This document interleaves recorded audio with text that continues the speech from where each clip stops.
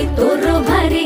दिसते भारी गणपतीची स्वारी अन आला धादिस मामाच्या घरी मालवण चिपळूण सावंतवाडी माझ्या कोकण गावांचो दिमाग भारी